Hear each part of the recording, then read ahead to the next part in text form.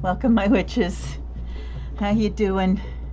Let me make sure I've got everything going on all right. Sorry, it's taken me a little bit to get it together here, but my monitor is looking out of focus, and I'm not sure why.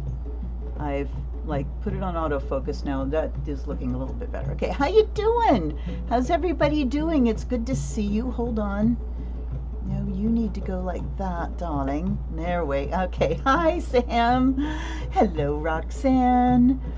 I had everything together in great time tonight and all set up, and I'm just kind of sitting here watching a video and thinking, that's it. And it was like 16 after, and then I'm thinking, I didn't even schedule it.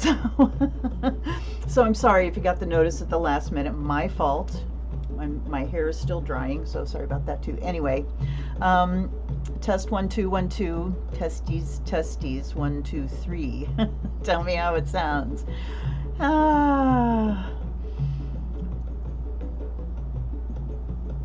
Yep, pretty good. Pretty and good, yes. Finest frog's hair, yes, split 5 ways. That's so funny. Good. Okay, good. I'm glad it's clear. It wasn't in the beginning. It was definitely fuzzy, so I took it off of fixed focus and put it on autofocus, so we'll see what kind of shenanigans happen. Oh, I know. Wasn't it a beautiful day? Northeast Ohio, it rained nearly all day. It's sunny now, so I'm sure it's really humid, but it's cool. It's only in the low 60s, and it's been great. I slept until 10 o'clock this morning. Thank you, rain. It was amazing. Absolutely amazing. Hi, Tavia. So good to see you. So good to see you. Hi, Ellen Marie. I'm glad it sounds good. Good, good. Oh, goodness. Notice anything? Just wondering. Just wondering. Tell me if you notice anything. I will give you no parameters. We'll see what happens. Anyway, I don't have any preamble prepared today. I'm just we're Hi, Laura. Welcome, my love. Lurker type fashion. Lurk all you want, darling. You just lurk. So, as long as somebody just waves to me every once in a while to make to assure me that the stream is still going. You lurk. Oh, here's another thing I didn't do. Shit. Wait. All right, that doesn't have. Oh, hold up.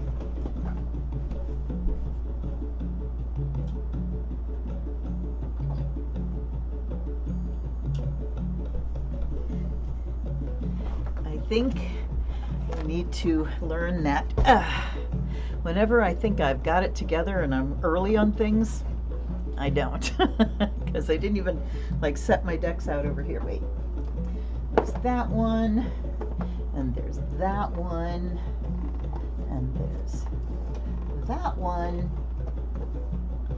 and that one, that one. All right. Okay. Got it. And I see my face camera is kind of focusing in and out, so maybe we'll put that on fixed focus, but I'm done fucking around. All right, let's talk. Yes, I have new glasses. Hi, Becky D. Good to see you. Yes, you got it. You got it, you guys. Oh yes, wearing my green necklace, and I just made these. They're a different kind of green, but I'm making more stuff with my 15O beads, which are so tiny, so tiny. So here, I'll give you an idea. This is made with 11O beads. This is made with 15O. Same pattern. That's how much smaller. So these are the middle-sized goddesses done in 15Os, and I was just in a very green mood today because you open my curtains and it's just, we're in summertime, let's call it summer, and it's just a wall of green. A wall of green. Hello, Catherine. Welcome. I'm so glad everybody made it when I was so way late in getting things scheduled, but oh well. I will remind you to please switch your chat from top chat to live if you want to see everybody. And I don't think that I put, hang on a second. I want to make sure of the chat settings here. And I'm not sure I can change this at this point, but we'll find out. Live stream thumbnails, live streams, show more. Okay. Altered content, automatic chapters, automatic concepts. So, shit. Yeah, bummer. I think I can only set the chat to, you know, subscribers only, and you have to be subscribed for a minute. I can only do that when I'm scheduling the stream because I can't find it in editing. So I don't know how long you have to be subscribed to get in on the chat, but, you know, subscribe and find out. Okay, thank you, Laura. Yes, thank you for tapping that like button. Things have been very slowed down on the channel because I've been very slowed down on the channel. I have a an unboxing video that's been in the can for a week now, and I keep forgetting it's in the can to edit. So anyhow, here we are. Here we are, and I am glad we're all here. So let's do a little blessing. Let me get my big old face out of here. Whoa, not that much. There we go. I keep trying to scoop myself forward, and it's not working. All right. And I want to make sure that the drums aren't too loud. But everybody says it sounds good, so.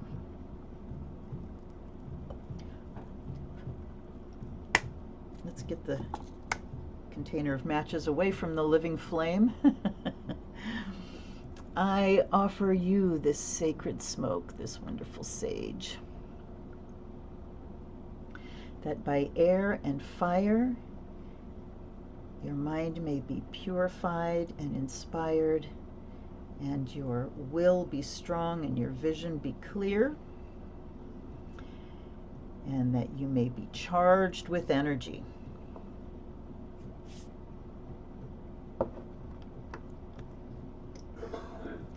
And by this salt water, this ocean water, by water and earth, may you be blessed and made whole. Guides and guardians, allies and ancestors. Oops, I forgot the bell. And by the sound of the bell, may all negativity be cleared from within the sound of this bell. And may everything come into alignment, the energy outside, the energy inside, everything come into nice justification, alignment, in sync. And may your mind be clear and your focus be one-pointed.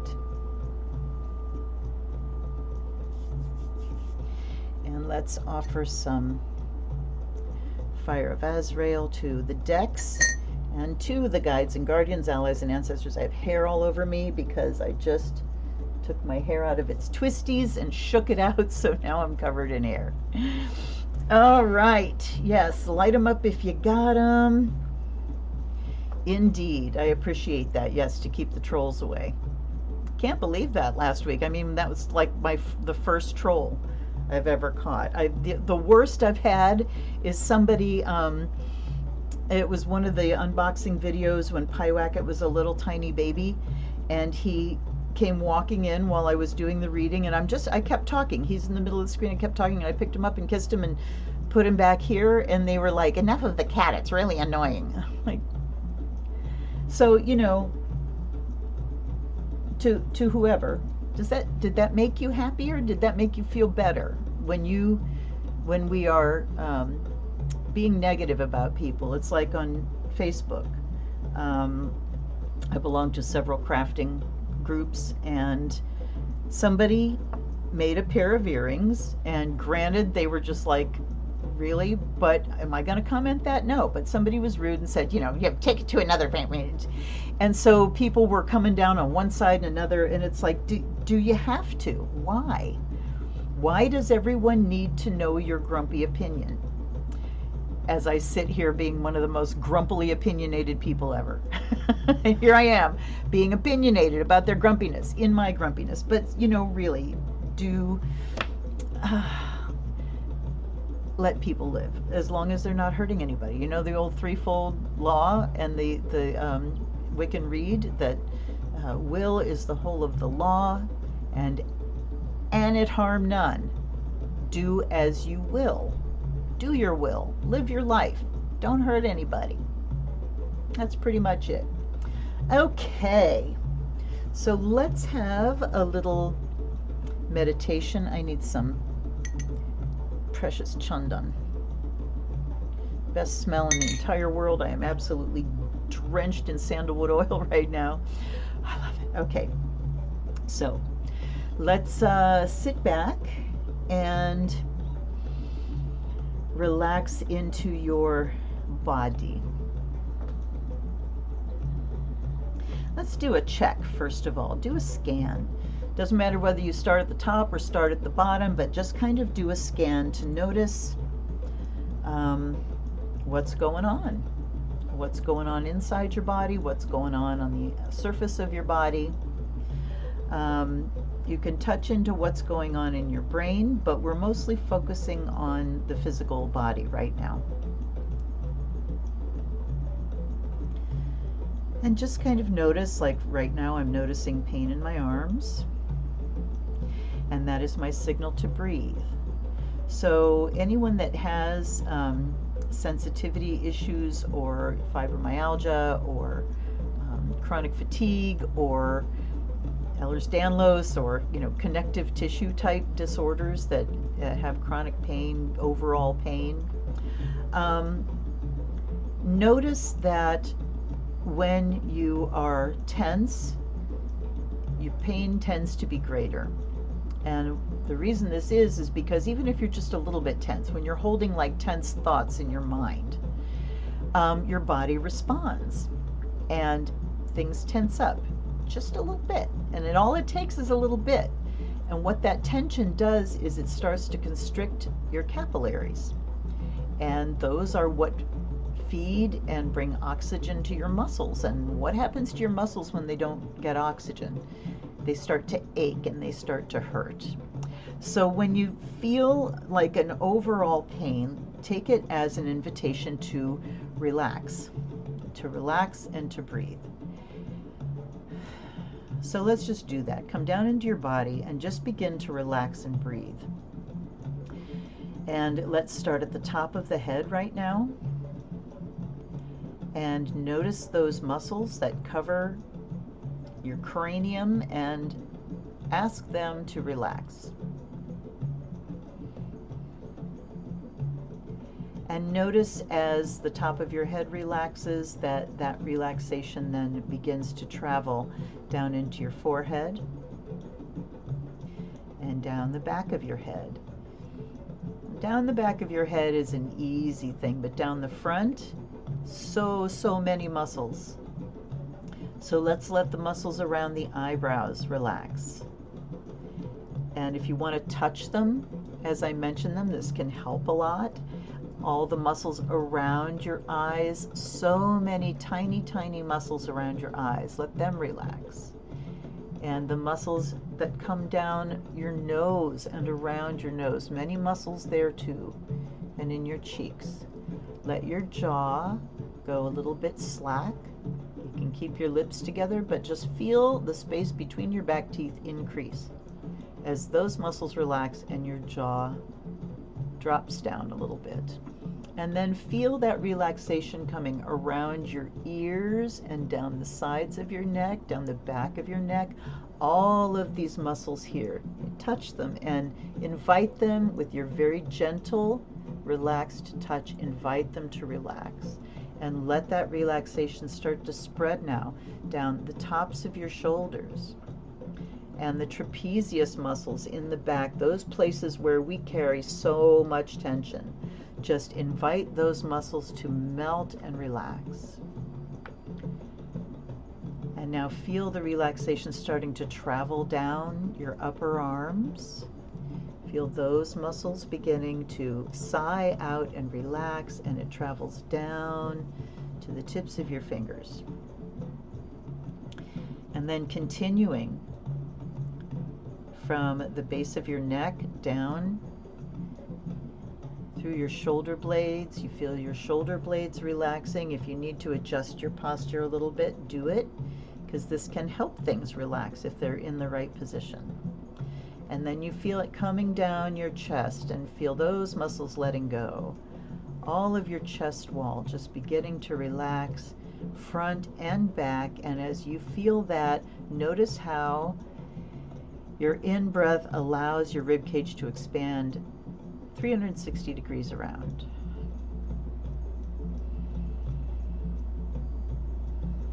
And then let the relaxation travel down into your belly, through your mid-back, down into your low belly. Let your belly relax, and then down to your low back and down into your butt muscles, and let those relax. No tight asses here, just let those muscles relax. You feel your pelvis, your whole pelvic girdle relaxing. And then you feel it start to move into your thighs, and those muscles just sort of melt into the surface that's holding you up.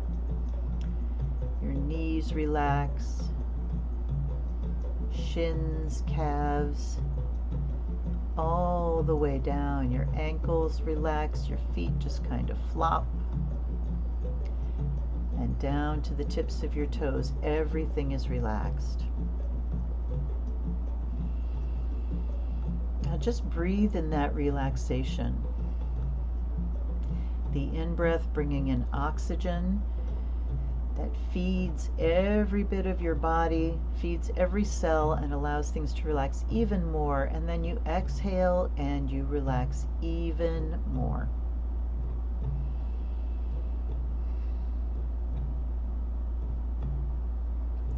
And then attention going to your root chakra, to the gateway of life, and allow that center to just vibrate and open up, and allow a conduit to go down into the earth. I'm seeing something hollow here this time. So anything that's left in your body that needs to go away, that's in the way of your well-being and your relaxation, just let it go down into the earth. You don't need it. And you don't have to think about what it is and what it's not. Your body is wise. Let it go of let go of the things it doesn't need. And as it goes down that tube grows down into the earth, connecting.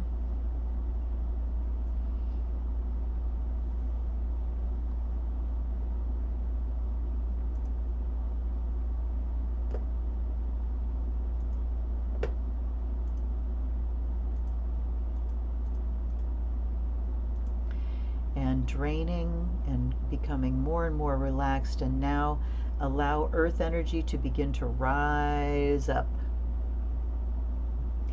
Rise up that tube, that root, that cord, whatever you see it as. Let the earth energy just shoot up into you. Let it come up, come up, come up. It hits your physical body, it rushes down your legs. Do you feel that? And then let it rise up into your pelvis. And feel it swirling around. Feel it front and back, rising up into your belly and into your low back. And as it does, you feel space being created as it rises up to your solar plexus, to your mid-back, up to your heart level, between your shoulder blades, up, up, up to your shoulders. Feel everything expanding as it reaches your shoulders and rushes down your arms to your fingertips. And then allowing it to continue up into your neck, up into your head. And even though it doesn't seem possible, things relax even more.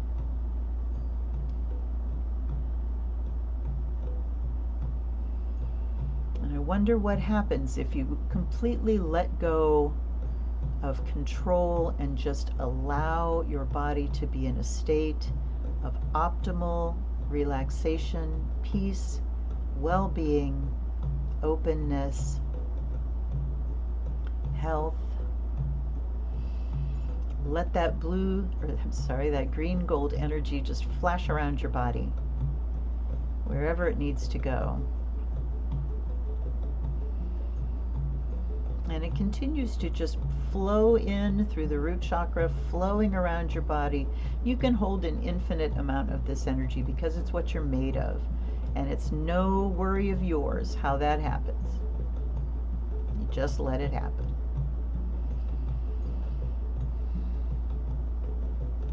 Healing, clearing, cleansing, lightening.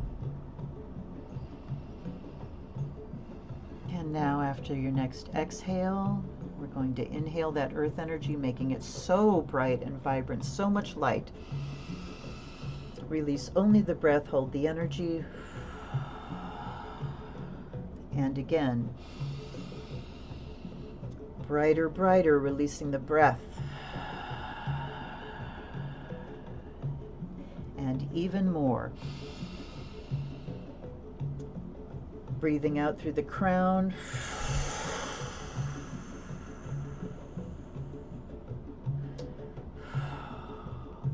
Down, flowing down around you on all sides.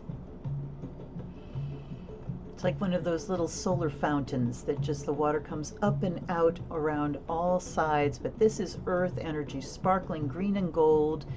It's full of light, yet it's clear. You can see through it.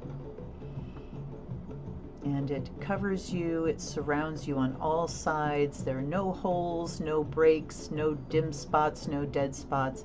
Let it come down, let it touch the ground and sink in and follow your cord back down into the earth.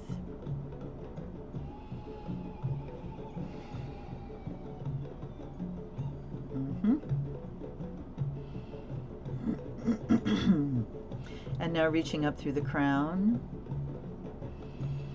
Inviting in cosmic energy, moons, stars, suns, space, flooding in blue and silver.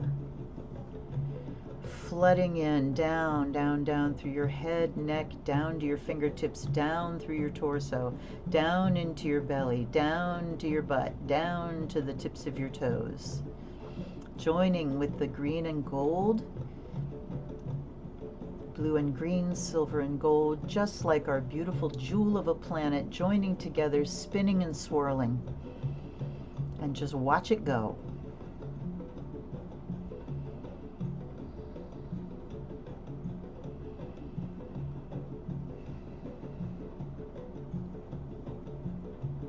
Isn't it amazing to perceive the amount of space within your body growing with every breath you take? So much space in between your cells, so much space within each of your atoms for healing energy to move through, for oxygen to move, for light to move.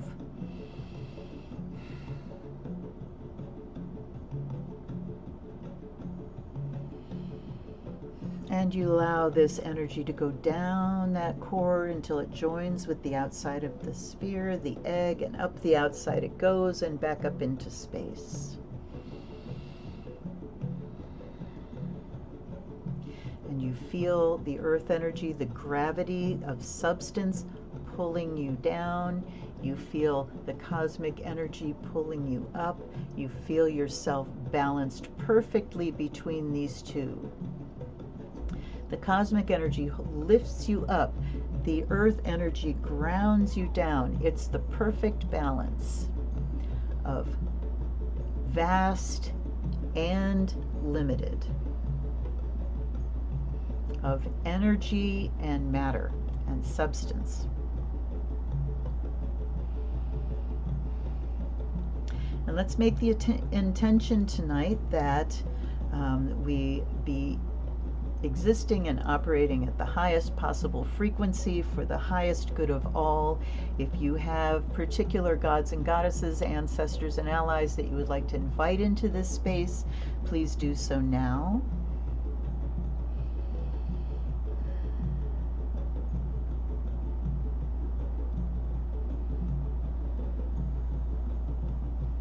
And I'm going to offer them a little bit more fire of Azrael for the spirit of divination. And I thank you now for the wonderful messages we received tonight. I thank you on behalf of anyone watching and listening, whenever that is. I thank my guides, my guardians. I thank the One for the magic that you will show us tonight. All right. I'm actually going to give you a moment to come back because I have to take a moment myself. I'll be right back.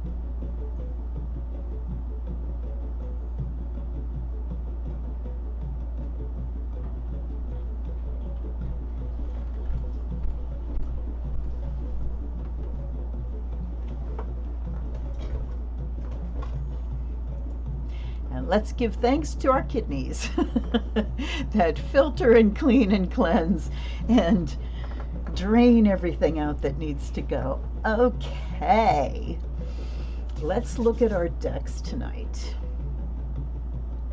I'm waiting for myself to come back and see how much of a buffer we have. Gosh, there's like 20 seconds at least. Good, Samantha, I'm glad to hear that. Yay. Come back, Luna. Good grief. I have a long, wow. There I am. Okay.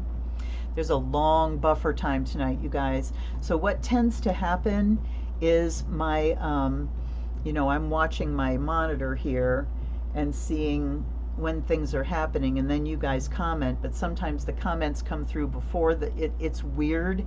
So if you do comment on something specific, please kind of remind me what you're commenting on, because we've got at least like 30 seconds of buffering tonight. It's annoying, but it is what it is. Okay, let's meet our decks. Now I let the dice pick them again. I'm going to give the dice a few chances to, you know, see what we do here.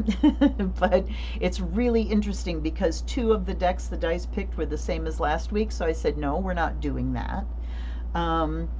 So it might take us a while to hit our stride or to find out that no, this isn't the way to go about it, but I went about it that way tonight. So here's what we have. Gonna be interesting. I guarantee you nobody has this deck. This is the Solomon Manual, Divination and Ritual Spells. This is the Solomon's Key deck. They're called the 72 Spirits. Let's see, I don't even remember what kind of box this came in. This is from 1988. This is a first edition, and the deck is called the 72 Spirits. But it's Solomon's Key, you know? So this is going to be very interesting. Then we have one that was on a live stream not too long ago. This is the Oracle of the Hecatian Path by Ken Payne and Chris Butler. And the Solomon's deck, Solomon's Key deck, is, who even wrote this? This was a Llewellyn deck. Oh my God. Priscilla Shway is the creator of this deck. All right. Then we've got the Oracle of the Hecatian Path. Oh, good, Tavy. I'm glad to know. Because it's like, I want to do good readings and everything, but I also just want to play with things. So this is a chance for all of us to see how these things work. And this also, I put out the request when I'm using decks that I don't normally reach for, that we all kind of work together. So, and then we have Deviant Moon by Patrick Valenza. This is a deck that I forget about. And it's such a fabulous deck. Then we have the Samurai Tarot.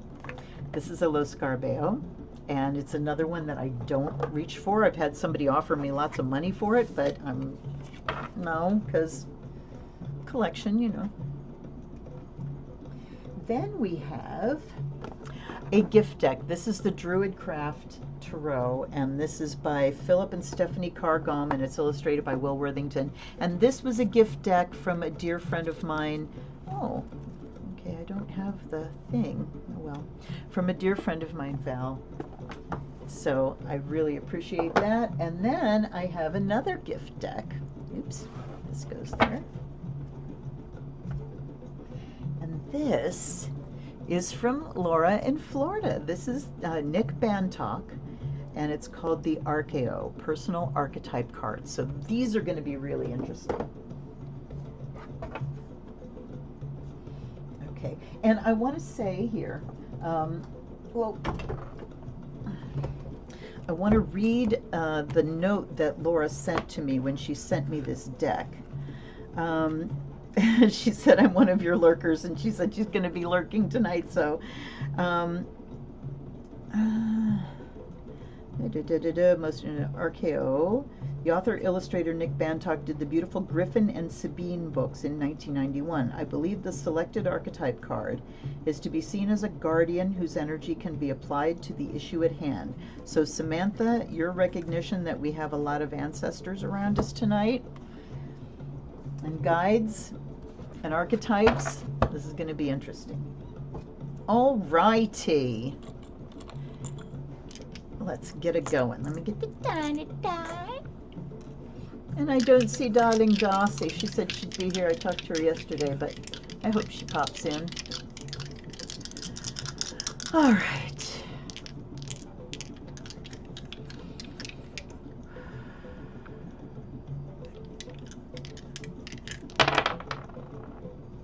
So we have, last week we've got the South Node again, you guys. Tavia, I'm so glad you're here, because last week we had the South Node in Gemini in the 7th. Now we have the South Node in Aquarius in the 8th. Okay. Wow. So the South Node in Aquarius talks about the old habitual ways in terms of science and technology, in terms of our ideas about humanitarian issues and efforts. And in the 8th house, it's about, the 8th house is a very interesting house. It's about what you have, not what I have. It's my access to what you have. So the support that I receive from you, like financially, how I get support from other people financially and emotionally, it's the house of Scorpio. It's the house of sex, death, and taxes. So all the things that are not talked about in polite company, or at least that's what they used to say back in the 60s and 70s. So it's the inevitable, right? Death and taxes, the inevitable. So I'm wondering here, what I'm seeing here is the old way of dealing with our technology, and look at this death dealing technologies.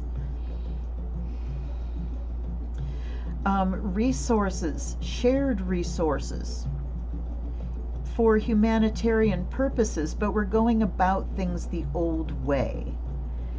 So it's always a call to break some old habits and to find a new way forward. And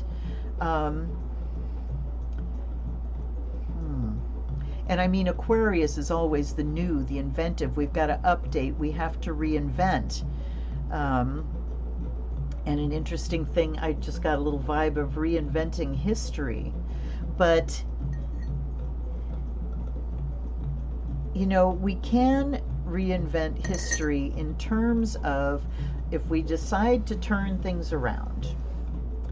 And if we can, I think it was Marianne from Revealing Light that was talking about as we go forward, you know, when we find ourselves going, why do things have to be this way? Why is it, you know, why do we have to go through all this crap again? That we will get to a certain point where we recognize this is why. These events are the things that, and it's not like somebody's orchestrating, okay, I'm going to send this plague on them, you know, so they'll learn this lesson.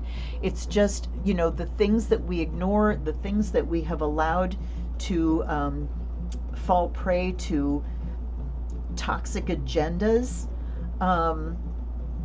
those things start to get infected and they start to cause problems and they start to stick out and they start to need our help and our attention.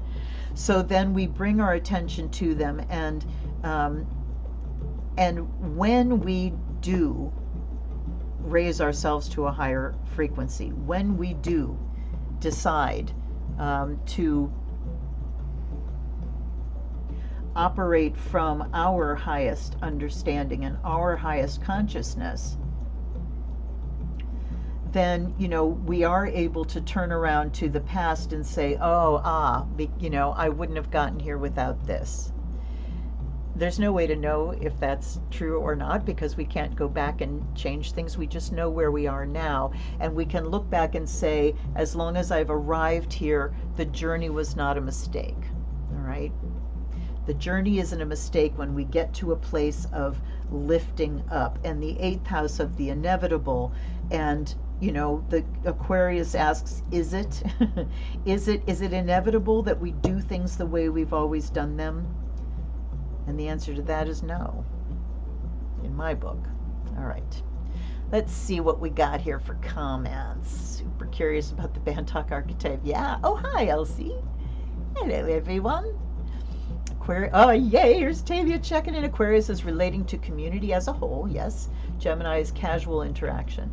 8th is transformation. 8th is depth, deeper transformation, and society releasing old patterns. Exactly. Releasing old patterns, updating, looking at technology and what we've done with it in the past. You know, we've done so much to destroy our environment with technology. And now, and the thing I'm seeing the most, and I'm sure you are too, is how it's the very young people. We have literal teenagers, middle schoolers, high schoolers that are inventing ways of cleaning the trash out of the water, inventing ways of using, you know, mushrooms to pack stuff so that it's biodegradable, just solving the problems that our generation is too calcified, too hooked into these old ways to see new ways. And the younger the kids are, I mean, we've got a whole new type of human being happening right now, don't we? So they are inventing ways to get us out of this. The more support we can give them, the better. Shared resources, yes, we need to give them our support. Aliens among us, amen to that, Tavia. Absolutely. All right, our first deck is the Hecatian Path, and I'm really glad. And, you know, I've thought about just making sure there's some kind of goddess deck every week so she gets to check in, you know, up close and personal. And the Hecatian Path is certainly that deck. And I did not shuffle everybody before I started tonight, so we will be shuffling. Oops. It's terrible because I look at my monitor and I want to wait until it catches up to where I am, and that doesn't work, so, okay. Hecate, Hecate.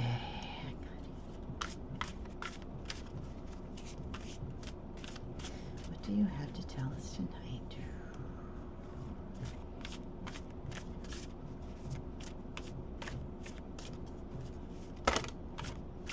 Okay. Let's see what we have. we have dagger, we have dark moon, and we have Pandotera, abundance. So here is severance. You know what? 1, 2, 3. That was at the top. That was in the middle. That was at the bottom. So they came face up. I should, just listen to what they're telling me. So we have abundance in the middle. Certainly 8th house, shared resources, abundance. Let's give you a better look at that, where it's not, oh, that doesn't work. There. And then dark moon is release, and dagger is severance. Severance and release. Choices. This is Enodia of the Crossroads, and we have Kleidukos, key bearer. Ooh, unlocking. Choices and unlocking. And then this is Hecate's wheel, cycles. Wow, okay. Pardon me. Pandotera, all giver. So here is the goddess saying, you want to talk shared resources? I give you everything. It all comes from me. It all belongs to all of you. Ain't nobody own this, and then this person owns that, and that person owns that. That concept is so antiquated and gone. Not gone, unfortunately, but gone as far as its function, if it ever did function. To go back to the Native American, the First Nations way of thinking, where we belong to the earth, she does not belong to us. Her resources, we are one of her resources. We are. So everything is meant to be for everyone, but then we've got this release and severance. So what do we need to release? Choices. Choices about cycles. Okay, release. And then over here, sever, unlocking. All right, hold on. Hecate's wheel, cycles. So we are cycling. Where are we in a cycle? We are in a cycle of release. And some things that are just organically ready to go are easy to release. Others are not and are going to require severance. So we've got to decide what's what here. And so many things that are ripe to go are already going. And, we think, oh, release, and I'm going to feel so much better. But sometimes that release feels like hell. It feels awful. It feels like being robbed, It feels like your home destroyed in a tornado. It feels like, a market crashing and burning, and the fiction that is money crashing. So release. Oh, I'm also looking at the corona of the sun here. Another thing that is coming up for release is a hell of a lot of energy from the sun. We've got that area that was shooting off those CMEs, turning in to face the earth again, and it just blasted one off while it was still, before it came around the limb. So release. We need to really look at release, considering it's dark moon. And like I said, we tend to think, oh, I release negative. I release all the things I don't want. But sometimes we need to release things that we are very attached to. And that can hurt, and that can feel like severance. So perhaps, if we work with this, we can start learning from people like Pema Chodron about the forms of suffering, and work on our end to detach and get this stuff gone before we are forced to release it. We can make choices about some things, but not all things. So here's the key bearer, Kleidukos, and Enodia of the Crossroads. So that's one of the main aspects of Hecate, is the goddess of the crossroads, saying we have choice before us. Things are so in motion right now. Things are so in flux that also, you know, while we're sitting watching stuff breaking apart and going away, we can still exercise choice about things that, you know, we're not choosing, events that we're not choosing. Things are happening, things are changing. Maybe it's not exactly what I want, but we still have choice, we still have will. We can choose how we're going to process this stuff. We can choose what we bring in the next level. You know, I've had on my mind again lately, shoring up our food stores and things like salt and sugar and coffee and tea that may be really hard to get if things go tits up. And then we have unlocking. So when we choose to sever, when we say this is not good for me, it needs to be gone, and we choose severance, it can really unlock a revelation to us of the cycles that we've been experiencing. You know, we're going through cycles whether we want to or not. We're part of it. We can't make it stop. But we can do it consciously or unconsciously. We can choose our way through, but we can do it with the, I like this unlocking. It's kind of like a realization of bigger things, right? That I have this small idea of what's happening and the cycles that are happening and my choices within those. But when I choose to, okay, I'll let it go. If that's what you're asking of me, okay. I will do it willfully. I will do it by choice. And then suddenly something opens up for us where it's like, hey, you know what? I not only can live without that, I never needed it in the first place. In fact, it caused me problems. So I think we can end up with a very much bigger view of the bigger picture of this wheel and the cycles that we're in.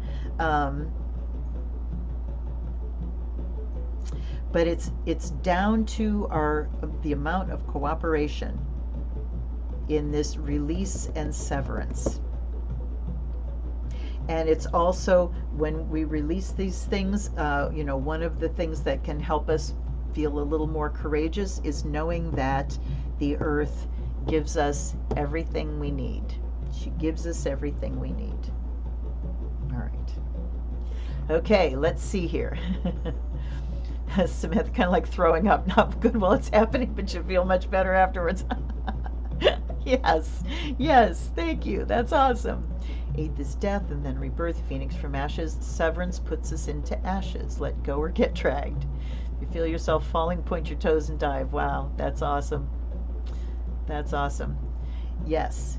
So, but you know, the unlocking, it's kind of like unlocking of the next level. But we have to be willing to let go. We've got to be willing to give up, you know? And I want to say, in the charge of the goddess where it says, nor do I demand aught of sacrifice, I've always had an argument with that.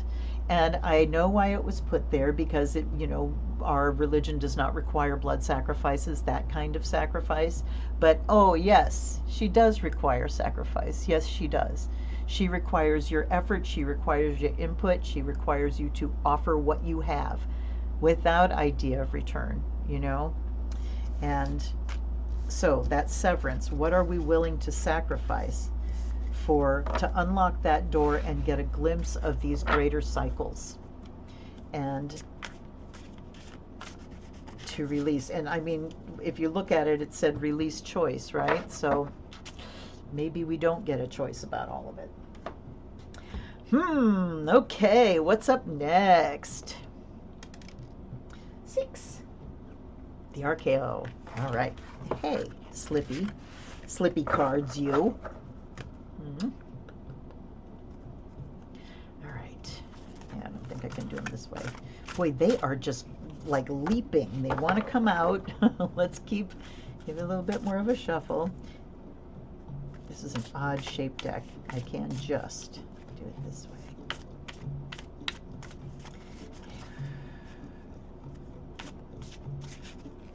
All right. Let's go here. We have the Wanderer. So let's just see what happens here. The Wanderer, Illuminator, Wolf, hypocrite, alchemist, and the eccentric. Oh, there's the Aquarius showing up. All right. So the wanderer. When we're going through these times of change and so much upheaval and so much, the all the dominant energy that we're seeing, I really do believe one of the things that's feeding that energy is the fear of this change. Because when you have people that are not enlightened, not like I am, but are not hooked in, not conscious at like the most basic level, when things start to feel out of their control, fear comes up, and what do? Grasp for control. And if they have any small amount of power, that certainly comes into play, because they're under the illusion that their power and their dominance and their choice gives them power over these big cycles. And does it? Does it really? So the wanderer here, looking at letting go of that control, letting go of the idea of a destination, and saying, where is this change going to take us? I don't know. Rather than trying to grab hold of a wheel that might not be there to try to steer things the way we want them to go, perhaps what our job is right now is just to be in the environment, to be in the change, and to allow ourselves, with our eyes open, with the lights on, with our consciousness engaged, to allow ourselves to wander through this time and be responsive to it.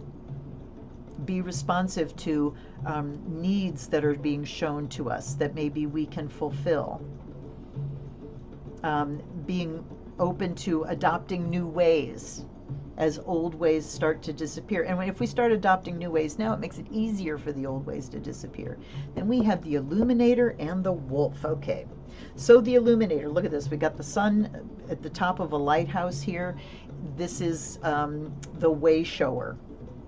So you're wandering. Are you going to wander to the places where you can't see, or are you going to wander where the light is shown?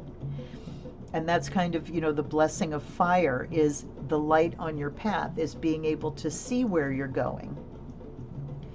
And maybe with the wanderer and the illuminator, it's saying, go where you're seeing, go where you can see what needs to be done. And I'm going to look up wolf. And I mean, wolf is, what's that archetype of wolf? It's ravenous.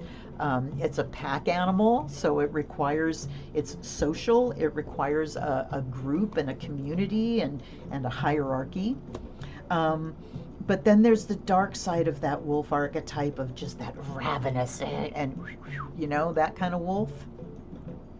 So maybe what's being illuminated here as we wander is this wild part of our nature.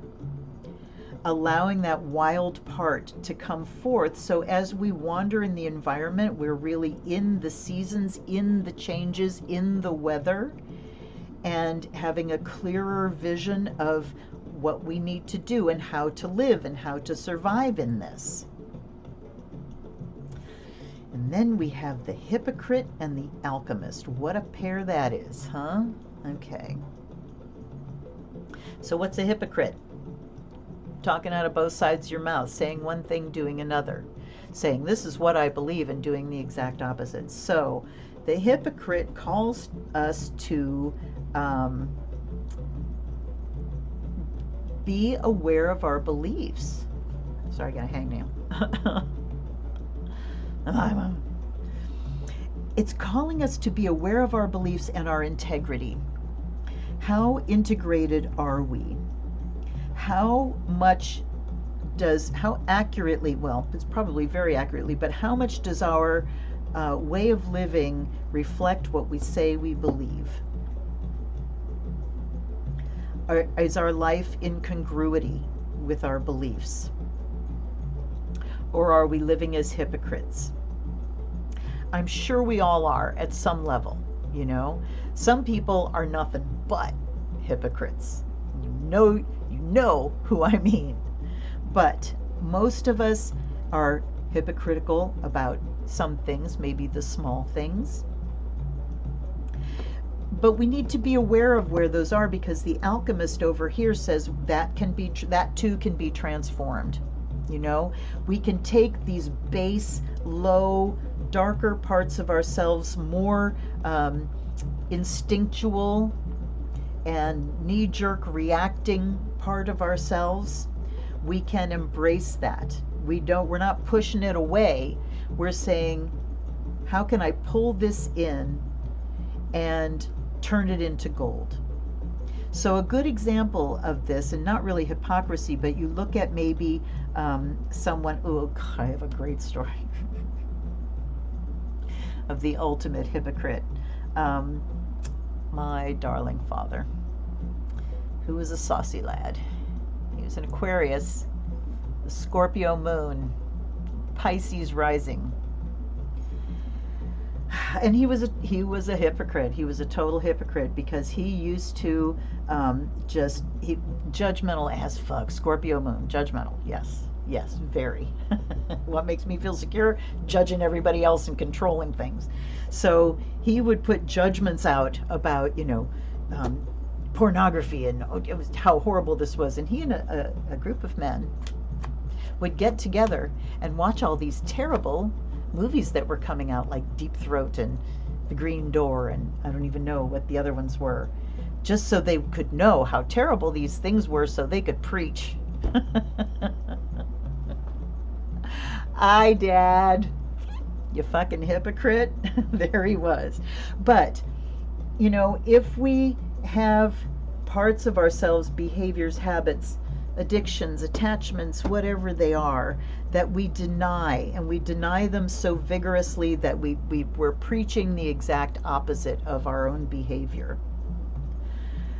Those shadow parts are waiting for redemption. They're lonely, they're suffering, they're out in the cold. We need to bring them in and shine the light on them, shine this golden light, so that they can transform into something that is beautiful and worthy and golden. Very interesting images here that I'm not connecting with at all, so I'm not going to spend time on that. But then we've got eccentric down here. And this is where, here's the Aquarius, South Node in Aquarius. Towing the line has always been the way that's been taught to us. The old Aquarian way is seen in like the hard sciences, the tradition, the educational hierarchies and traditions and stuff. Remember that Saturn used to be the ruler of Aquarius. So structures, hierarchies, and eccentrics. I mean, what I'm seeing here is Howard Hughes. But the eccentrics, first of all, they were the inventors, but you really had to be a worthy eccentric to get away with being eccentric and still be acceptable in your society. But here is where wanderer and eccentric are really guiding us and asking us to break free from the crowd, to be your eccentric self, to call out hypocrisy, to bring hypocrisy into the light, and also to take this animal nature of ours that gets alchemized too into something so unique and glorious, that can't help but shine a light to take us forward. So I think too, being able to tap into that that really instinctive nature and the desire nature too, and look at how we can transform these things into, reintegrating everything into the unique work of miraculous art that each of us is, even though many people can have the exact same birth chart. That's the internal, that's the default settings. not everyone has the exact same experiences that inform externally. So each of us is an absolutely unique conglomeration of the default and the experience, the nature and the nurture. And all of these things, if we go wandering, with the lights on, we can discover that animal nature and really allow that eccentricity to come out. But sometimes the hypocrite is this eccentric part of us still working to fit in, But fitting in is never belonging. And so in order to truly belong, we have to belong to ourselves first. And allowing ourselves to wander and discover who we are from our wildest nature, and loving that so much that we are allowing this beautiful, unique creature to emerge, and let go of the hypocrisy of fitting in. I think that's what we're being called to do. Wow, what a deck. What a deck. So, chart is a map, not a path. Yes, absolutely. We can. It's a map, and it is, like I said, it's default settings. This is what you default to. This is what, when you're not trying, this is what happens. This is what comes out. And you can go and learn whatever you need to learn to balance that all out. Okay. Yes, I really like the artwork too, Samantha. All right. Oops. It wants to go again. It's okay. Solomon's Key. Here we go. Now, what's interesting about this deck is the keywords on it. And all righty. Okay. All I need is one more. Thank you, Catherine. Yes. And there was a book that I read once. What was it called? Anam Cara, I think. The House of Belonging. And I don't remember anything about the book, but I do remember, and I don't even know if this was connected with reading the book, but I do remember, coming to the realization of, that sense of belonging when you no longer feel out in the cold is when you finally connect here, and you have that sense of belonging internally to the greater whole. Then the loneliness kind of goes away. Okay, so we have gain, method, ending, skill, mechanism, familiarity. Ooh, I got a 7th here. All right. There's a lot to dig into here. Help me. Okay. So look at powers, powers, powers, powers. Curious. No, I thought maybe I had these all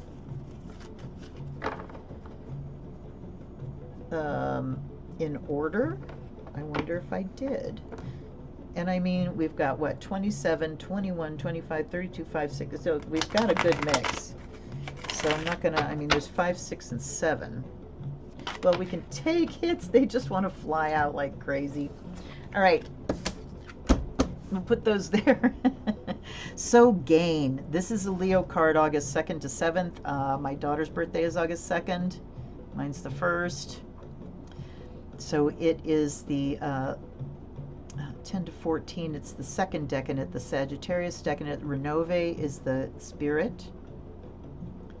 And it's gain. Okay. Then we have Cancer, the Scorpio decanate of Cancer with Marax method. And then we have the Leo decanate of Leo, 0 to 4. So this is July 23rd to 27. Glacialabalus. Glacialabalus. Okay. Method, ending, gain. Okay. Gaining by the method of ending. Okay. Gain familiarity. Skill, mechanism. So, okay, mechanism and method here. We're talking about how we get there. not just that we get there. So and you know, we have method, skill, and mechanism. Gain, familiarity, and ending. All right. So what, you know, these three, method, skill, and mechanism, are talking to me about how we go about things, how we do it. Mechanism is the Sag decanative of Aries. So we've got Sag decanative of Leo and Aries. Talking global stuff, we have the Sag decanative of Aries here too as well. And no, that's different. And then we have another Sag over here, but we've got three Saggies here. And a Scorpio, and a Virgo, and a Leo. So we're talking global things. We're talking the greater benefic, the bestower of all good things, good fortune, sharing, you know, expansion, good luck, joviality, with all that Sagittarius. But again, talking about a destination or what we gain. What is it we're looking to gain? Ending method. Okay. So I've had that phrase of the end justifies the means. And that's being called into question here. Does the ending justify how we get there if we get there causing great harm? Okay. So the method is all important to the ending. Getting there is more than half the fun. There used to be I can't remember, it was a travel commercial, and that was the tagline was getting there is half the fun. And it's like, no, getting there might be all the fun, because what if you never get there? You know, we keep our eyes so focused on what there is, on the ending, that we ignore the method. So with skill and mechanism, this talks about knowing how things work. So Asmodee is skill, Marbas is mechanism. So this talks about skill because we know how things work. We know how the system works. What is that? Magic. We know how this works.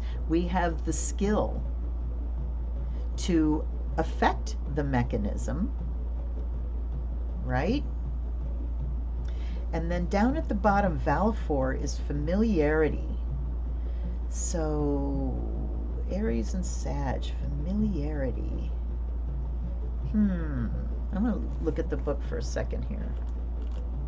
This is a really interesting book. It's day of the week is Tuesday, blah, blah, blah. The angel of the day is Samiel, Mars, pink, and then it gives you a petition. But I thought, wait a minute. Here we go.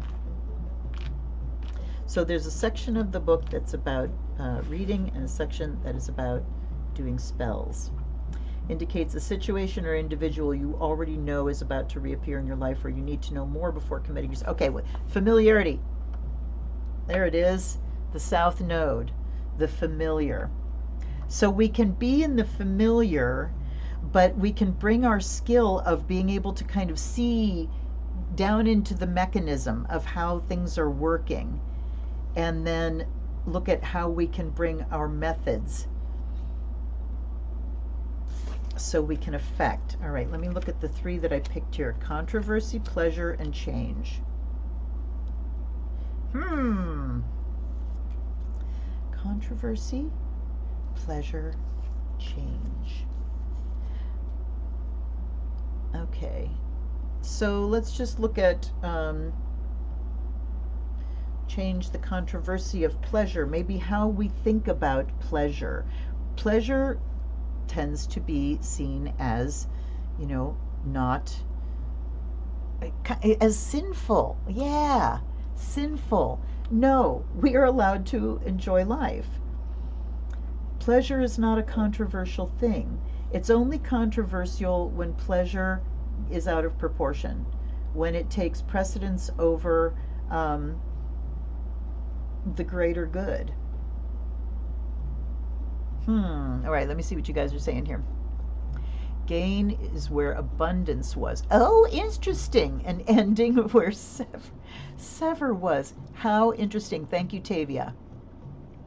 All right. Virtue next to dominations. Well, that's interesting. Yes, so we have virtues, powers, thrones, and dominations are the 4 suits. All right. I don't remember what's what. Well, obviously powers are fire, virtues are water, dominations are earth, and we never even got a throne. Thrones are air.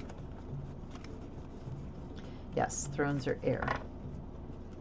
So we have a predominance. Look at powers, powers, powers, powers. Predominance of fire, and just 2 earth and 2 water. So the feminine in equal measure, but is way, way under this fire energy here. And what's fire energy? It's will. It's will and force and dominance and all that kind of stuff. But it's also the thing that sets us apart as human beings. We use fire. We make fire. So it's the light of our consciousness. And it is our will where we can choose exactly what is exactly wrong for us. We can absolutely ignore what our instincts and our good sense is telling us and do the opposite. That's how powerful the will is. So we need to certainly get will into balance here. That's for sure. And we need to look to our methods and increase our skill level. We need to really bring our magic to this mechanism. You know, we know how magic works, you guys. You know, I don't need to explain that anymore. Okay, let me see. Process to move beyond and above it. Asmodeus was one of the energies called on to build the temple, which means it can also be an energy to call on to dismantle and build a new one. How interesting is that, Samantha? Considering when fire tries to get out of control of water and earth can help to focus it. Yes, that's an excellent point too. Yes, all of that. And talking about, okay, Asmodeus. All right, so Asmodeus, one of the energies called on to build the temple, and that is skill. So look at what's going on over there right now, where the temple was. And how there are arrest warrants being written up for the leaders of Hamas and for Netanyahu. There's a temple that needs to be rebuilt. Would you agree? Wow. Very, very interesting. The familiarity. And also, you know, to look at this familiarity and ending. So again, you know, Tavia's comments about the things and where they've landed really does talk about, you know, the familiar may really be coming to an end here. And it needs to. That's what the Aquarius is there. Aquarius in the 8th house is the familiar needs to be alchemized and transformed into not something unrecognizable, but something that is just at a much higher vibration. That's what I'm going with. Okay. Number on that card reduces to 5, which is the number of learning in the Hierophant. Oh, interesting. Okay. I reached for the one that you borrowed today, but it turns out that's not the deck that somebody was using. They were using the Forhaxa, and I was thinking, no, I don't need another MJ Cullinane deck, but I think I need the Forhaxas. So the Enchanted Forhaxa Tarot, gorgeous. Anyway, who's next? Let me have a sip of my fake kombucha. That is not kombucha. They say it's kombucha, not. Uh-oh.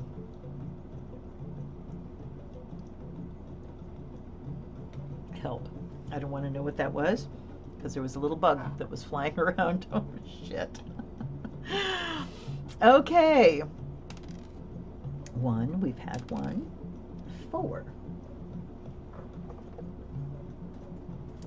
So here we have the Samurai Tarot, and I don't often pick LS Tarot decks like this one because the borders drive me insane. The borders with like the 6 languages on them sure are fun to shuffle, but sure, a swap would be great. I'm always down for that. All right. Let's see. Same thing at a higher vibration. Scorpio becomes Phoenix. Yes. So I saw somebody on TikTok today, and she was talking about the 3 evolutionary levels of each one of the signs. The only one that we're really familiar with is Scorpio, with the scorpion, the eagle, and the phoenix. And I'm trying to think, what was Aries? She talked about the ram, the good shepherd, and the something sun, you know, the glorious sun or something like that. And I went to find the rest of the videos and I didn't find them, so I'm going to be looking that up because I think it's fascinating. Okay. And Catherine says, you need the Forhaxa. I've been using it for the past month. In my morning draw, pulled the Elder of Earth 6 times in a row. Holy shit. Gnats are about patience and persistence. Okay, they're also about fruit that didn't get eaten. But, you know. Okay, yeah, I think that was a fruit fly. Anyhow, I hope I didn't eat it. So here we go. 5 of Pentacles. After we had cards of abundance and gain, we have a card of not, of lack. Then we have the 7 of Swords, the Thief, and then we have the 9 of Wands. Holy shit. Wow, what a story here. And then we have the Tower. And then we have the 5 of Wands. And then we have the Wheel of Fortune. Hecate's wheel? Yes. So we're getting echoes here, as we tend to do. So we have the 5 of Pentacles up here. And that feeling of lack, that feeling of being out in the cold, that feeling of not belonging. I don't belong, I have no right. Hold on a second. All right.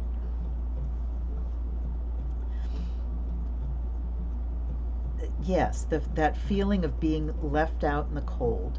And then we've got the 7 of Swords here, the Thief card of, you know, I want it all. I'm going to take what's mine and what's yours too. And it comes out of this lack, this sense of lack. So remember, we're talking 8th house here of shared resources. This sense of lack is because we're not sharing resources, and that sets things up for people going, I guess I'm going to have to steal what I need, right? And then we have the 9 of Wands over here talking about wounds, being wounded in battle and having to set up a strong boundary. But look at the picture here. He's climbing a mountain, and the snow and the wind are blowing. So this long, hard climb to something worth getting to safety. And then we've got the Tower here where everything's breaking down. What's breaking down? Our system of share, our system of everybody having what they need. And I'm keep kicking the word deserve out of my mouth because it's not about deserving. We all deserve to live. We deserve to, I mean, you look at, I don't even know, you guys know, come on.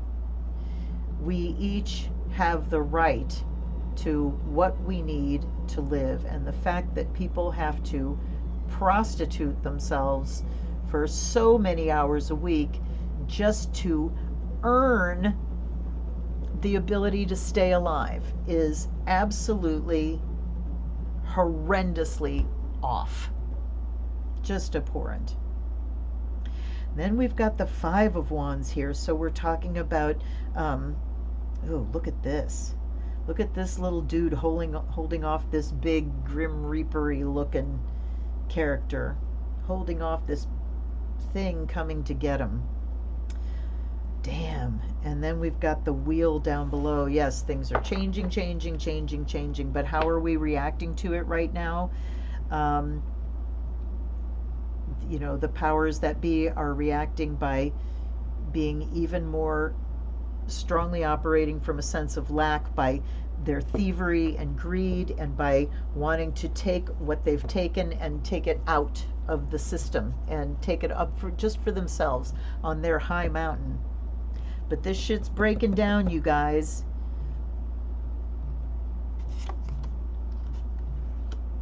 The King of Wands comes next to the Five of Wands. So here comes the ability to, because the Five of Wands here, it's not the Five of Swords. You know, it has that idea of kind of like play fighting or just competition, you know, the small fight, working out a tangle, working out the struggle. But with the Tower coming crashing down here and the King of Wands coming in, he's saying, okay, maybe we don't need to fight. Maybe we need to think. Maybe we need to be creative. And, you know, one of the comments that I actually do comment on a lot of things I read and see, but one of the biggest, like, core problems that I see us having as humanity is just a serious lack of imagination, lack of curiosity, and lack of imagination. Curiosity is, ooh, let's go find out, and imagination is, ooh, what do I do with what I know? You know, how can I create something? So this is talking about bringing in some creativity and imagination and some ambition to get somewhere else. All right. I feel like I want to just hit on everything here. Like, let's just go. There's the Hanged Man, things we don't have a choice about. The Knight of Cups. The Ten of Pentacles. The Three of Pentacles, and we had him, and at the bottom there is the King of Pentacles. Okay, all these fucking court cards, that's okay. So up here with the Five of Pentacles, lack, we have the Hanged Man. So a lot of times I think maybe those things can go hand in hand. Where you feel like you don't have control is where the fear starts coming up of, if I don't have control, then I'm not going to have what I need. And we find it very difficult to hang out when we're finding things wanting. Knight of Cups, instead of taking everything, what do I bring? What do I have to offer? You know, do we need to fight, or maybe I can bring some negotiating skills to the table? Maybe I can say, here's something that I have to offer. Let's start talking. And then over here, I mean, the Nine of Wands, it's this kind of like I'm wounded, I need to get myself off to some place where I can heal. But then we've got Ten of Pentacles here, going to the place where I have everything that I need. I'm not sure about that one yet. By the Tower here, we have the Three of Pentacles. So again, time for collaboration, time to look at what do we have and how can we share it and how can we work together to put this tower back together again, to rebuild a shelter that maybe isn't a tower, you know, maybe something that takes care of all of us. So bringing in that creativity. And then down at the bottom we've got the King of Pentacles and the Wheel. So this is really about having true mastery of material resources, which doesn't mean hoarding them. Okay. It means really being able to deal with resources and what we have while things are changing. I'm reminded of that thing from the Daughters of the Moon Tarot, that a witch is a woman or person who is passionate about their ideals and values as they are changing. As they are changing. I want one more. And we got the Sumo. We got Justice. Oh no, wait, that's Strength. Strength is 11 in this deck. And then we've got the King of Cups at the bottom. So we've got kings and knights and, all right. But Strength at the end says it's all about self-control. It really is. And this is hilarious too, because I have a new interest, and that is sumo. We have been watching sumo tournaments, one in March and one this month, and it's absolutely fascinating, and I love it. But it really is about self-control and honor, and, you know, how you carry yourself. And okay, so I want to see what you guys have to say. All right, patience, transformation, and change. Just your higher self giving you a gentle daily reminder. Yeah. Share if you find the 3 vibrations of the sign. Okay, I will. And actually, I can tell you, because I did save the one video. I don't even remember if I followed her, but I'll find out. If I... Come on, darling, no. No, stop talking. Pause. Stop talking. And this beautiful woman telling me to put salt in your shoe and watch what happens. Well, first of all, I will be driven crazy. Her channel is Star Lady Hedge. No, go away. Tiki Taki. I said Tiki Taki, and as I was exiting, there was a little bird that went. It's like, oh, okay. So Star Lady Hedge, it's all one word. And if you find the rest of all the signs, I found some of them, but if you find the rest of them, let me know. All right. Now, Seven of Swords can be about letting go of things that have been passed on to you ancestrally. Oh, not operating under the beliefs that have, okay, all right, so that can be the South Node thing. But see, I don't see Seven of Swords as letting go. It's gimme. It's the greed. It's the gimme. So that can talk about, you know, holding on to things just because they've been handed on to you. So I do get that, Samantha. Moving away from being problem solvers to becoming solution seekers. Okay. Moving from dystopian to utopian society. Are we capable? How interesting is that? Yeah. Okay. I could totally see that there. Okay. We're remembering that we're capable. Yeah. Well, no kidding, Samantha. And you know, the pockets of us are, and you know who those pockets are? The biggest pockets? The ones that have just been through disaster, who have had their homes destroyed, and within hours or less than hours, there are people coming in with resources to share things and to help them and to find them, you know?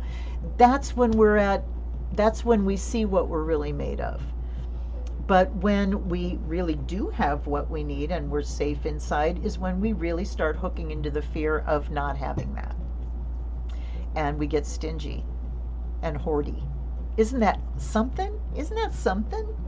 I was watching, there's a channel, his name is Ryan Hall, y'all, is the name of the channel, and he is a weather guy, and whenever there are tornadic storms happening, he goes live and he'll have all of these storm chasers on the ground with their live feeds and the maps and like real time going from state to state. Here's where you have a warning. These people need to know. It's just an amazing resource. But what's even more amazing is these storm chasers that used to be, you know, thrill seekers on the ground. Woohoo, I saw a tornado. Isn't that great? You know, but these people are there chasing these storms so that we can learn more, and as soon as they see one go through, they are racing to get through. Oh my God, it hit a house. They are racing to get to that house to be first responders to help find people and help them. So incredible people, just incredible people. So it's kind of like, you know, maybe we can be storm chasers on a different level. Okay, pockets of Estavia. Yeah, hit the 100th monkey level. No shit, Samantha. Pockets of us, yeah. In the traditional Rider-Waite, it shows him holding the swords by the blade. Oh, wow, Samantha. Hey, Al. Hi, honey. I'm so glad you're here. Thank you for that. Thank you for that revelation. Wow. That was a lot of information too, Samantha. My darling. My darling dear. Okay, so we have 3 and 5. Yes, we've done that. We have 3 and 5 yet to go. 6, no, 3 and 5. 5, okay. The Druidcraft. This is one of those decks, and the friend that got me this deck modified hers to take the borders off, and I know why. Jeezy Pete's, people, the cardstock is shuffleable, but not at this size. And I'm like, you know, I don't think I could do the modifying taking borders off, because I don't know how on earth they could possibly be cut evenly after that. But boy, I sure want the borders gone on this deck. I just got a copy of Borderless Waite Smith, and I haven't been using it yet because I haven't shot the unboxing, and I might not shoot an unboxing because what the fuck, it's Rider-Waite Smith. But this one, yes, could use being borderless because the images are gorgeous. Will Worthington, who has done lots of decks with John Matthews, Arthurian decks, Celtic decks. Interesting. I'm seeing different colors. Do you see that? The backs of these cards are not all the same color. What the fuck? Okay, I gotta know. That's a major. That's not. Okay, hold on. Let's do an experiment. Thank you, Samantha. More tea, more cyber snacks. Okay, so there's these. I want to see if the dark ones are majors. That's enough to know. No, they're not. Okay, so we've got cards that just have darker backs for no damn reason at all. Fascinating. All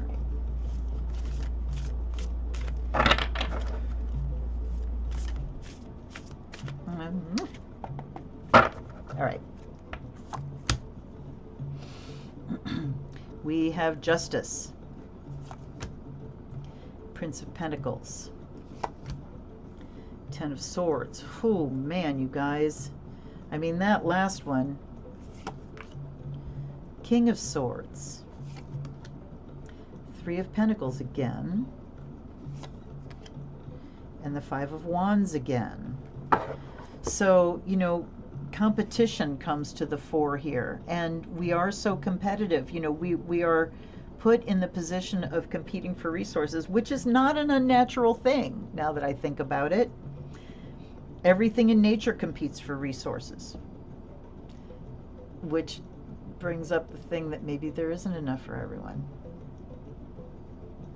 Okay, I am open to having my beliefs challenged. So Justice, getting things into balance, getting right relationship is what I'm hearing around Justice right here. Being in right relationship with ourselves, being in right relationship with our resources, our community, with the elements. Back to that card of integrity. All right. Prince of Pentacles says, what skills can I learn here? I need some new skill. Man, I want to take these borders off. Anyway, he is here seeking skill. He's ready to learn in like down to the practical level. Teach me how. But Ten of Swords over here is utter downfall and failure. So something hits rock bottom here. What are we going to learn from it? What skills do we learn from when disaster hits? And, you know, I wonder how long it takes. you know, I would love to talk to some people that have gone through these natural disasters where it's not just them, but, you know, so many people around them in their entire community that go through this horrible loss and emergency situations, and how long that sticks around. I would like to know what kind of permanent change comes from having everything taken like that. There's a channel that I watch. Is the whole channel, I think I've told you guys about it before, where it's all NDEs, people talking about their near-death experiences, and it's hard or maybe impossible to find someone that's been through a near-death experience that is afraid of death and that doesn't discover a new purpose in their life, you know? So I wonder if the same holds for people that have been through these terrible experiences, and what they learn from them. Things are taken from me, but I now have a skill that balances that out. King of Swords here, he's the Aquarian guy, right?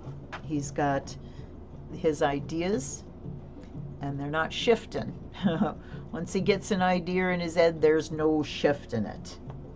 He is so sure of what he knows. But he also has that penetrating insight. He you know, can run things through his mind, through his intellect. So being the Aquarian card, he's also the inventor, and look at him over here. Now he's going, okay, here's how you do this. Three of Pentacles, what do you think? Watch this, and then one of you can do it. So here's the Prince going, I'm ready to learn new skills, and here are the skills being taught and shared and passed down. Look at the green tartan there and there. So I'm going to say the Prince of Pentacles is over here actively learning from this King of Swords who knows how things get done. But then down here we've got the Five of Wands. So now the young'uns here are like, okay, so who's going to be the leader? Who's going to be the, you know, I want to do this. They have their own separate ideas from what they've learned, and now they're using it to kind of fight. And we've got the Princess of Swords. So I'm thinking the Prince has to be, he's not the Page of Pentacles, I think he's the Knight of Pentacles. So he's talking about putting practical skills into action under, you know, with someone who has a grand plan. And we come out of things being lost, a sense of loss and grief, rock bottom, and here's how we rebuild. And then Princess of Swords here, so I'm thinking she's more like the Page, is very ready with some new ideas. And then we have the Six of Pentacles here. This talks about sharing more than just ideas, sharing of resources. I want another one, and the Ace of Swords. So there's the severance. Look at the two upraised swords. The truth coming through. What is the truth?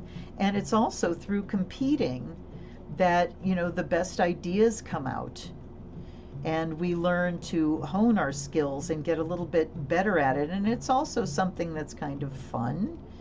I mean, they're fighting and sparring, but nobody's really serious. Okay, let me catch up with you guys. Just for shits and giggles. Turn them all over face down when I'm done. Why? Oh, depends on what it is you're constructing. And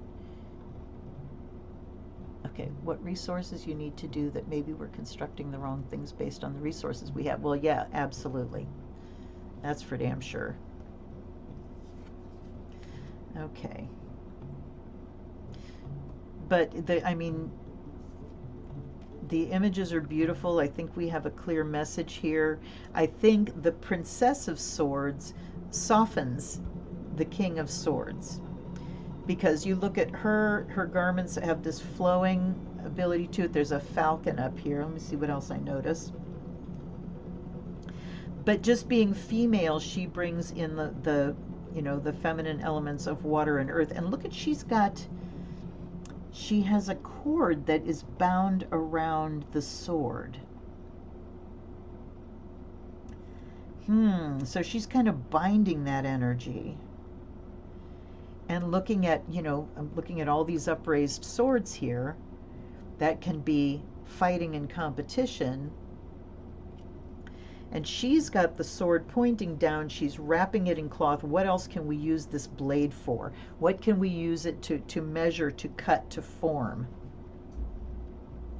And then we've got the old man here who's been through this whole thing. And what he's brought out of it is, I'm going to share. And then we get what? It's temperance. Okay, I got to look this up. The fair.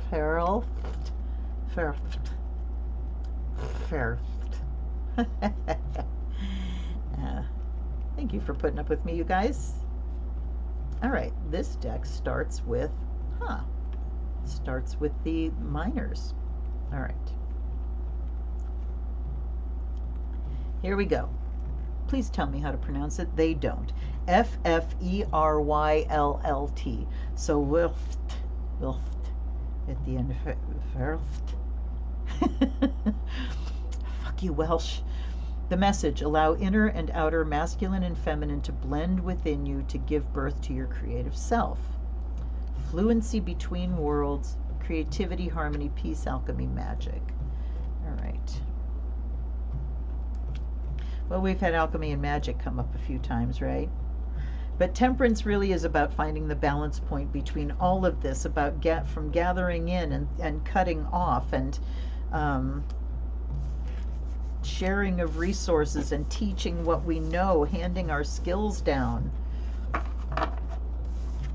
Once again, shared resources, shared intellectual resources, and shared skills. There's a thing that's gone across Facebook a million times about, I think it's in the Netherlands, libraries where you borrow people.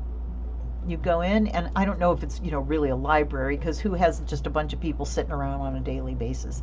Probably more like an event where all these really interesting people are there, and you can borrow one and sit down and listen to their stories and learn something from them that's not directed by you. Oh, I want to learn this particular thing. You sit down with this person and they say, here's what I have. Here's what I have to teach you. All right, and then the last is our Deviant Moon. All right. When the Princess of Swords came out, it just heard, and a small child shall lead them. Also be feudal fighting. Yep, if all the energies were taken from that foray and focused, all kinds of fun stuff could happen. That's where the Princess's Sword comes in again. Interesting, yeah. Yes, it's play fight. It's fighting without a purpose, just for having fun. But it is an expenditure of energy, so yeah, I like that. Help focus that energy. It is Welsh. Yes, no idea. No. Severely, the meaning of that word is severely, or severely what, darling? I don't know. All right, Deviant Moon. But I did like the decks that the dice picked tonight too, so I think we will go on with this. It makes my day so much easier, especially when I haven't been thinking about it and I don't have any decks that are like, shoving themselves into my brain. Okay. April Fool and Alex Trebek always learned the answers in advance of the show. They gave him Welsh and Mayan, no vowel words. Awesome. Okay, Lovers. I noted that came out and spun itself upside down, so I'm going to put it upside down. That's hilarious. There's the Knight of Cups. Again, in the same spot. There is the Chariot. No. Wait. Six of Pentacles. No, Six of Swords. I'm not used to this deck, you guys. I'm very humbled, humbled and ashamed to show you how much I don't use this deck, because it really is a great deck. I've always had a revelation. So Six of Swords. We have the Four of Swords. We have the Five of Wands again. That's three 3 times for the Five of Wands, twice for the Knight of Cups, Page of Pentacles. That last one was a Knight of Pentacles, so no, not that. All right, let's see here. So we have the Lovers that spun itself around reverse. So misplaced love. Mistaking love for attachment, attachment for love, possession for love. Lovers upside down, it just told me that it's love that is not free-flowing. It is love that is stuck on something or someone. Love that is mine, okay? Love turning to greed, which they're not the same thing at all, you know? They're not. I mean, talk about really mistaken. So then we have the Knight of Cups coming in to offer something. And maybe what he's offering is a way out, because we've got Six of Swords heading this way, and Six of Swords can talk about a rescue. Someone being rescued. Being able to transition from one place to the next, being able to cross those troubled waters. Reading Pema Chodron, and she was talking about the 6 perfections, and they are the things that we use to get us from one shore to the next. And so the vehicle, you know, you think about that old thing about you got to be willing to lose sight of the shore. To get to the other shore, you got to be willing to lose sight of the shore that you're leaving. So you think of this vast body of water. You're not going to swim across it. You're not going to get there all by yourself. You need a vehicle. And that's what the Six of Swords talks about. What is it that's going to take me from one side to the other? It says survival is possible, and it says rescue is even possible, and that Knight of Cups is saying absolutely rescue is possible. How? It is by offering what you have. Okay, yes, I see what's going on here. I feel for you. Here's what I can do to help get you from one place to another. All right, and then Four of Swords and Five of Wands. Here we go again. Taking a rest from the fray. Stepping back and going, I'm just gonna hang out for a while. I just need to take a beat here. And then Page of Pentacles really is about teach me, teach me, teach me. Teach me this skill. Here we go again. I'm going to hit on everybody here. Severely sever severance. Okay. Yeah. Severance is right. Okay, I'm going to spread these out a little bit because I'm going to hit on all of these. So hit on the Lovers. We have the Three of Swords. Oh my gosh, you guys. There's just so much more coming, and we know it, don't we? We know it, we're exhausted, but here's where we learn a new skill of weathering without the tension. All right, so there's stress. There's always stress, and the news every day is stressful beyond stress. But we can go through these times with less tension in our body if we're not constantly telling ourselves a story of this is not how it should be. It should be different. Should. Should implies some ideal something that has gone wrong, you know? But things are the way they are. Like Byron Katie says, anytime you argue with reality, you lose, but only 100% of the time. So we have to deal with what we have to deal with. That Ten of Swords over here. How do we deal with it? Well, that Knight of Pentacles said, bring your skills and your knowledge to bear, or, you know, your skills, your action. Skills put into action. Knight of Cups says, I bring my empathy, my feeling here into action. I bring my caringness into action to see how can we help people to survive. And we have the Moon, so the Moon shines on all of us, right? So this is empathy for the collective of what we're all going through, the recognition that we all suffer in the same way, the recognition that we are all kind of being shoved through this time of great change.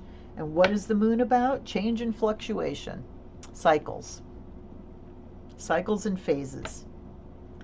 We're all going through this phase. There's so much to to be revealed of hidden agendas and all that kind of shit, right? And so the survival here, we get the Five of Cups. Oh, goodness. So while we are, awaiting rescue or actively being rescued, we have to acknowledge the losses. We really have to acknowledge the losses and look at the blame that's happening here.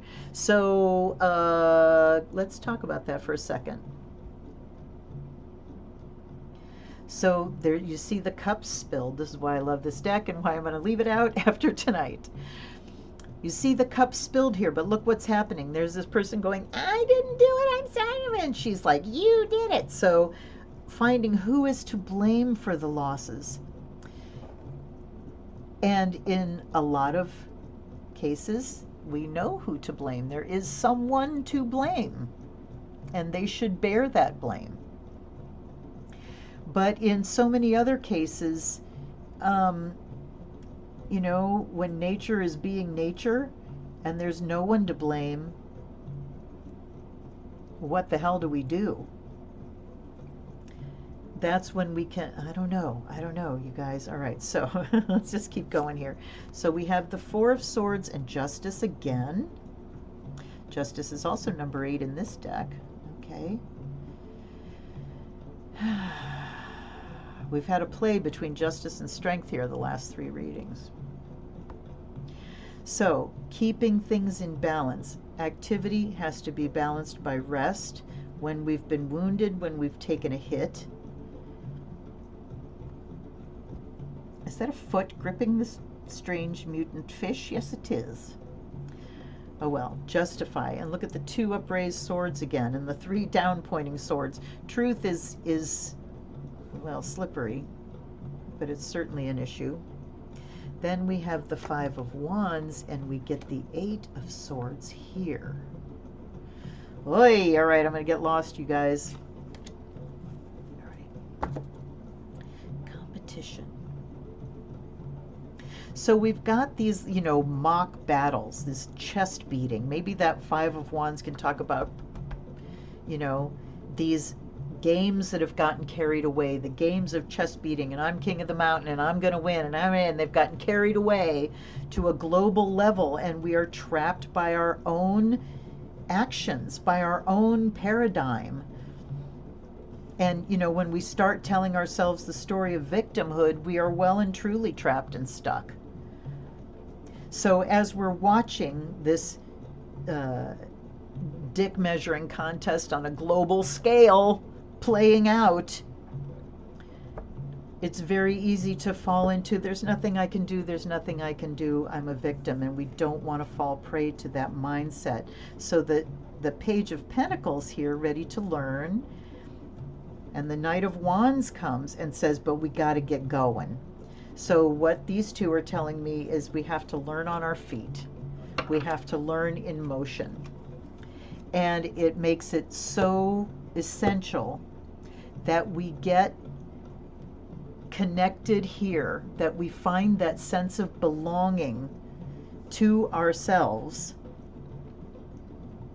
so that we don't feel like we're entirely uprooted when everything externally is getting uprooted and chaotic. Knight of Wands says we're on the move, we're moving, we're traveling, we're, it is a card of motion, getting somewhere.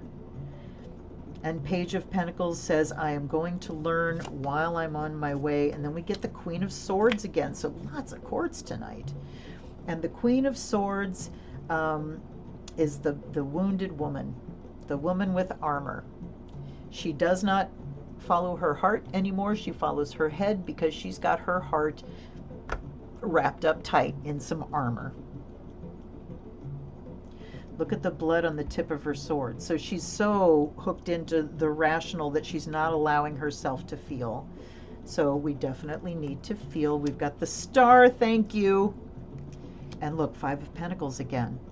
This sense of lack. So back here to the shared resources, and we have to find new ways to share our resources. Queen of Swords says, okay, you've been hurt. Don't let it numb you out to feeling, because there is hope.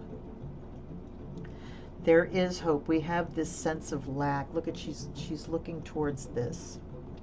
So I think just overall, you know, it has certainly been validated that things are shitty and stressful and uncertain.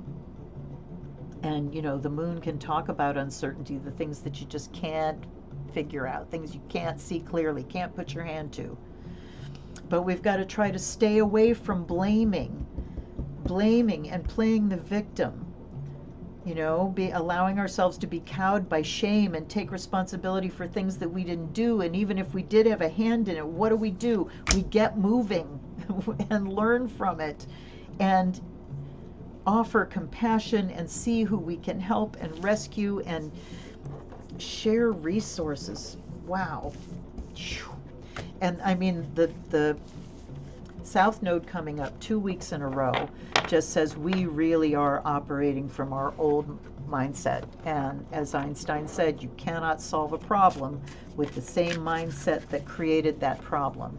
And I think we're still in the place of trying to do that, trying to solve things without changing anything. Oh God, this was one of the things that I just loved when I would be doing readings for people, and I'd do my big Wheel of Fortune, and it would become very apparent that I had someone that did not like change.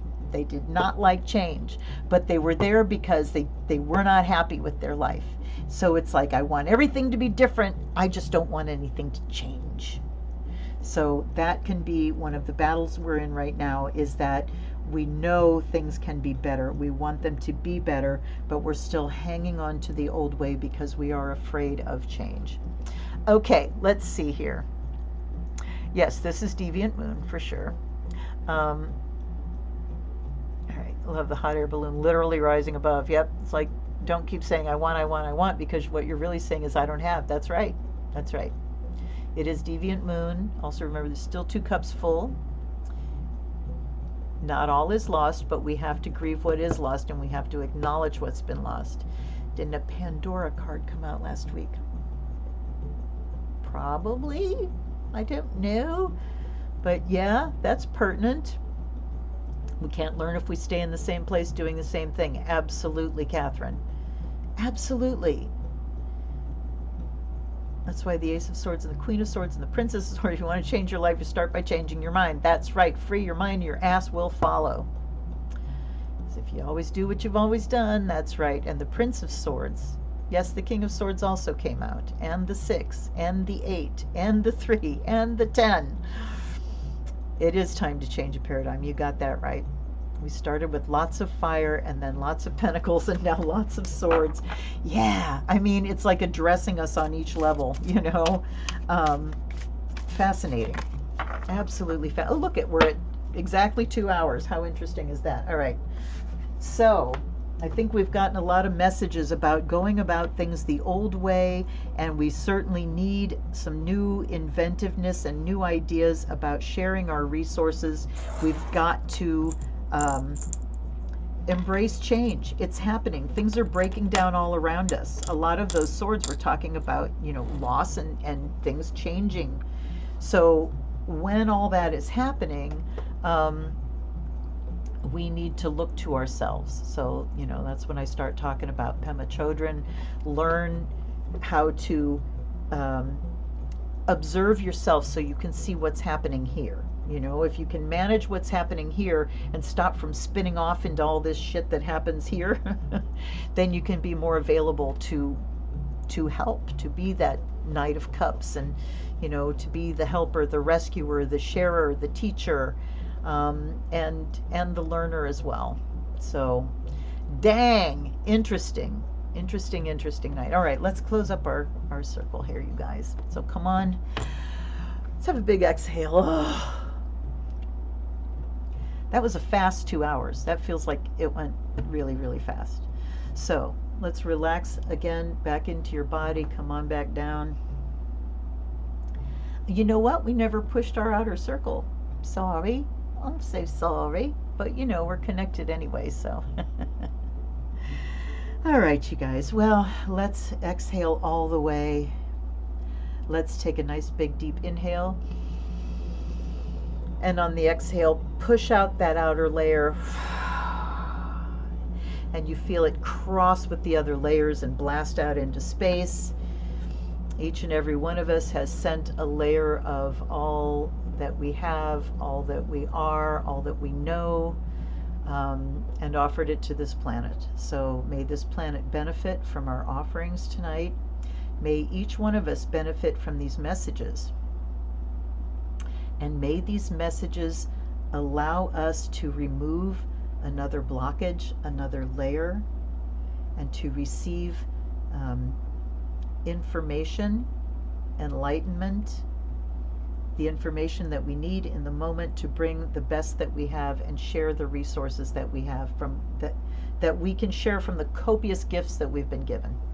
So, in gratitude to my guides and guardians, allies and ancestors, thank you, my gang. You were awesome tonight. And then coming back into the physical body and letting everything that you don't need physical energy wise, let it just drain into the earth.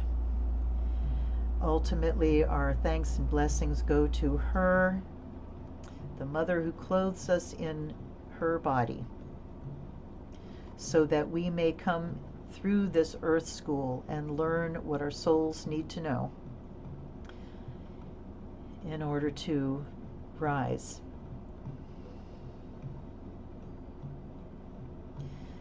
Thank you, Mother. Thank you, Mother. We are here with you, whatever you have to go through to bring yourself back into balance again. We also send our gratitude to the Sun, to Father, Sun, God, to please be gentle with us. Please be gentle with us. I know you go through your cycles too. This is solar maximum we're going through. Please be gentle with us. There's a woman that I was watching, and I can't remember her name, but she is a solar scientist. She watches it, and she, now what was it she was saying? Oh my goodness. Oh, she was showing maps of the radio blackouts that we've had with all this solar activity. So keep a lot of batteries, keep some alternate sources of light handy. All right, you guys. So now let's, another nice deep inhale and an exhale. Just let everything dissolve, all the images dissolve. Keeping, of course, your healthy boundary around you at all times, strengthening it whenever you need to. Thanks so much for hanging out with me. Mwah! I'm so sorry Darcy wasn't here tonight. I'm going to call her and go, what the hell? Anyway, I really appreciate you guys. I will see you next time on something. Let me catch up with your last messages here. We took the passion, we're grounding it and sending it out with laser focus. Wonderful, Samantha. Thank you. So thank you to everyone here. Yes. May the rest of your week be peaceful, playful, productive. Absolutely. Power, crowds of ancestors. Yes, indeed. And thanks to them and thanks to you guys. Hit the like button. Thank you so much for that. I will see you either next week for a live. We're going to be going out of town in a week or so. I'll let you know when that's going to happen. Anyway, you know I love you guys so much. Thanks for being here. I'll see you next time. Blessed be.